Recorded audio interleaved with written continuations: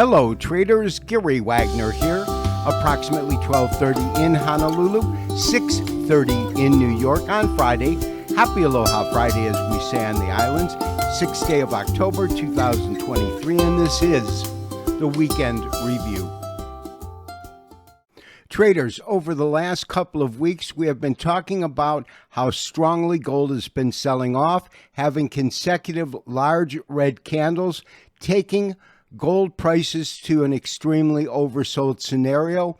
Today, we actually saw gold recover, trading nicely to the upside, up $13.40, taking the most active December contract to $1,845.20.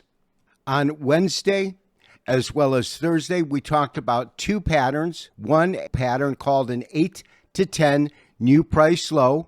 It occurs when you have 8 to 10 new lows that occur either consecutively or over a period of, say, 10 or 11 days. That is an exhaustion pattern that corresponds to a pattern called the 9, which was developed by Tom DeMark, which looks for 9 consecutive lower lows. That also signals exhaustion. Yesterday, the focus of our video report was that we have seen 9 consecutive days in which A, each candlestick was red, meaning it closed below its open. It had a lower low than the previous day and a lower high than the previous day, which meant that this should mark the conclusion of these exhaustion patterns. And that is exactly what we saw today, with gold gaining about $13 on the day. And even though it traded to a lower low, it closed well above yesterday's closing price, which means that the exhaustion patterns we have been focusing on could have come to a completion yesterday. Today, we received the first level of confirmation, a gain on the day, and more importantly, we'll wait to see what happens next week. If we have follow-through buying, we certainly witnessed a key reversal over the last couple of trading days.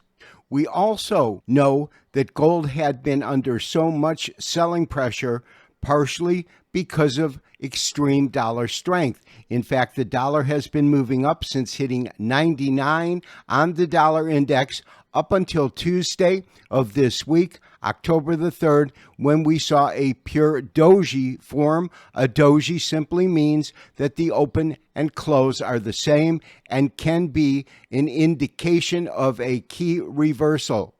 That was followed by the last 3 trading days in which the dollar has traded lower. In fact, in terms of the high that we witnessed, that is a high that the dollar had not hit since November 2022. That's significant. Also, the fact that the doji occurred at the very apex of this recent rally is also significant. When you combine recent dollar weakness with the exhaustion patterns that we've talked about in gold, we could be witnessing a very important reversal of critical trends, which have been dollar strength and weakness in gold.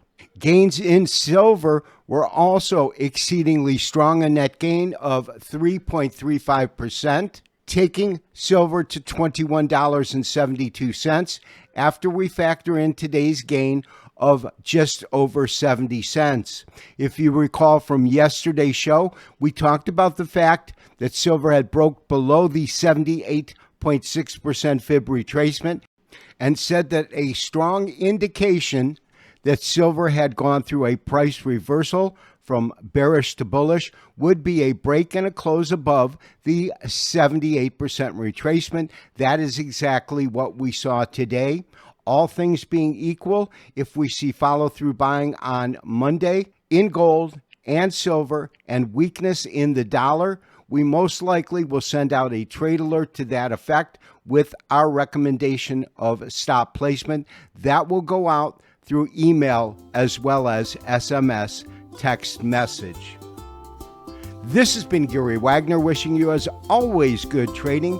We will talk to you next week for the next daily update and review. Bye-bye.